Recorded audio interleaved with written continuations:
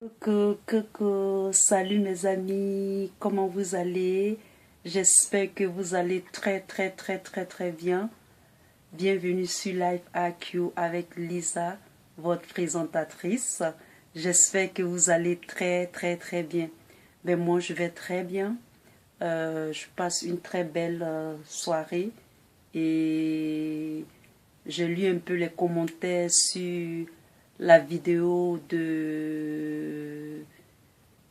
sur l'espionnage de la Chine à l'Union africaine et j'ai lu un peu les commentaires et il y a un commentaire qui m'a un peu interpellé. Alors j'ai décidé de faire cette petite vidéo pour vous entretenir sur comment on appelle ça, mais sur l'espionnage de la Chine à l'Union africaine. Alors, bienvenue sur Life AQ. Pour tous ceux qui nous prennent sur la toile, qui voient cette vidéo, qui la visionnent, je vous conseille de vous abonner. Ce sera un plaisir de vous joindre à nous.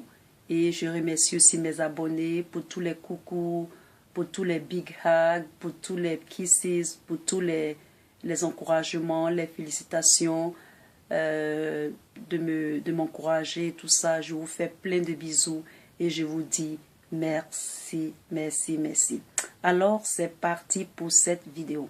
Alors, quand je lisais les informations, c'est-à-dire quand je lisais les commentaires sur cette histoire d'espionnage avec la Chine, il y a quelqu'un qui m'a dit que le mot espionnage était un peu fort. Et j'ai commencé à rire et je me suis dit que effectivement ce n'était pas un mot fort, mais que c'était la réalité. Alors, certaines personnes disent que c'est pas vrai, ce n'est pas de l'espionnage, que c'est pour peut-être amuser la galerie et tout ça. Non, c'est la vérité. Et en fait, j'avais dit dans la vidéo que c'était le journal Le Monde. C'est deux journalistes qui avaient interpellé l'Union africaine à ce propos-là. Et pourquoi est-ce qu'ils l'ont fait? Ils l'ont fait parce qu'il y a une information qui dit que... Parce que c'est une histoire de politique. C'est une histoire... Nous sommes dans le monde et le monde bouge. Tout bouge. Rien n'est nouveau sur ce soleil. Il faut savoir que si vous connaissez cette information ou bien si vous ne la connaissez pas, moi je vais vous le dire.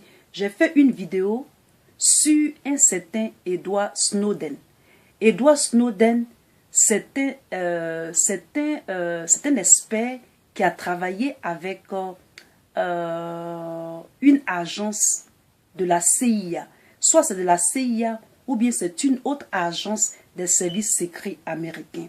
Et ce dernier a été pourchassé par les États-Unis après avoir c'est-à-dire après avoir détourné plein de données qui étaient considérées confidentielles.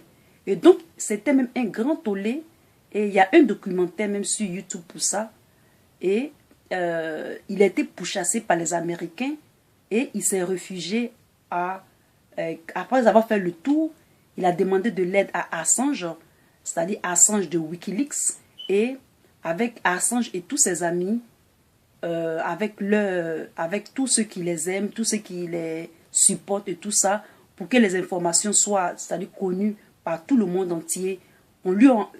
Assange et son groupe lui ont apporté leur soutien et il a pu se réfugier en Russie.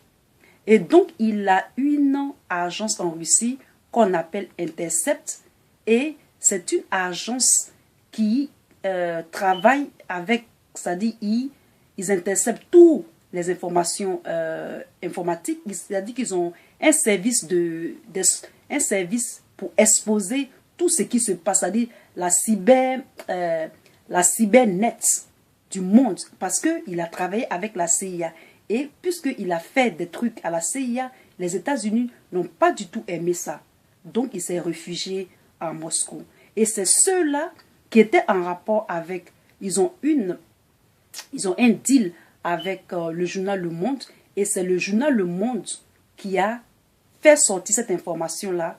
Et ils ont su que la Chine espionnait l'Union africaine. J'avais fait aussi une vidéo où j'avais dit qu'il y a un satellite, un genre de satellite invisible que les États-Unis ont mis entre la Corée du Nord et la Chine. Et il s'est avéré que le satellite invisible, ou c'est pas l'équipement invisible, a découvert que la Chine avait des relations avec la Corée du Nord. C'est-à-dire, plutôt les États-Unis ont vu que la Chine avait des relations avec la Corée du Nord. Or, on sait que les États-Unis et la Chine sont en froid. Comprenez? Donc, sachez que c'est de là-bas que cette information-là, c'est tout ce parcours-là qui fait que cette information d'espionnage est vraiment crédible. Et donc, quand ils ont su ça, quand l'Union africaine a su ça, le président Paul Kagame a banalisé. Eux tous, ils ont banalisé, mais néanmoins, ils ont pris leurs précautions. Et vous savez quoi? Leurs précautions qu'ils ont prises, c'est-à-dire comment est-ce que l'Union africaine a maintenant sécurisé les serveurs? Oui, exactement. Et vous savez où ils ont eu leur expertise, c'est-à-dire les experts cybersécurité. Les experts cybersécurité viennent de l'Algérie. Les experts cybersécurité de l'Union africaine viennent de l'Algérie. Et ces experts-là vont apporter leur apport, c'est-à-dire leur soutien, leur aide pour sécuriser les cyber et tout le trafic d'informations des serveurs de l'Union africaine. Donc, vous voyez un peu, mes amis? Donc, c'est une information qui est très, très, très, très, très bonne à entendre. On me dit que non, comme ensorceler, que pourquoi je parle de l'Algérie, par-ci, par-là. Je vais parler de l'Algérie autant que je veux. Et les Algériens, les vrais Africains, qui mettent leurs compétences, leur expertise au service de toute l'Afrique, ceux-là, on doit faire leur éloge. Ils méritent c'est-à-dire de faire leur éloge et de les apprécier, parce qu'ils font du bon travail pour toute l'Afrique. Ceci étant dit, alors, quand ils ont fait l'information, quand ils ont découvert l'information, qu'est-ce que Pékin a dit? Pékin a démenti que ce n'était pas vrai, que ce n'était pas juste, que c'est faux. En fait, pourquoi est-ce qu'ils ont démenti? Ce démenti-là vaut comme d'habitude. Quand les grandes puissances sont pris la main dans le sac, ils vont toujours démentir ça. C'est pour ça que Pékin dément cette accusation.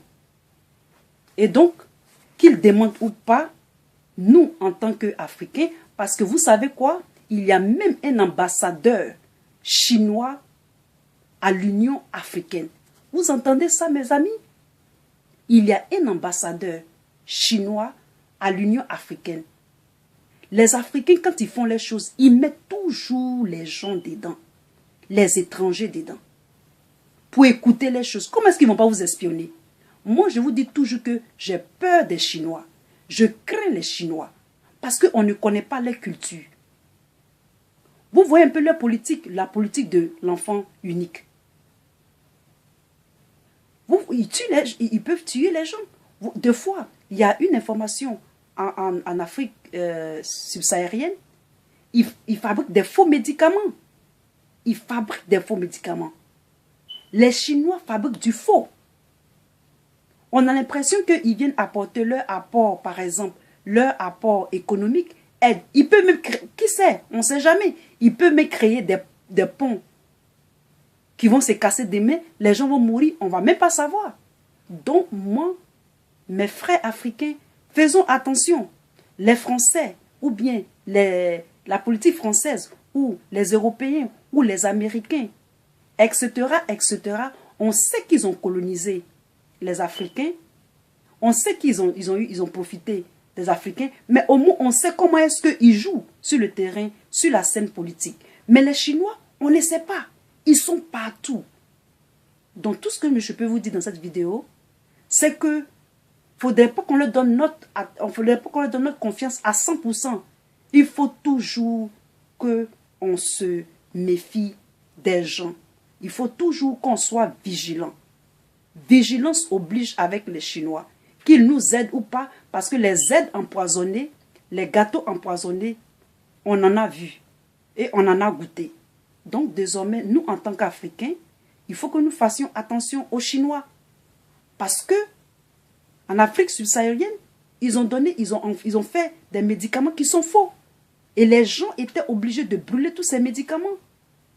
La politique d'un enfant.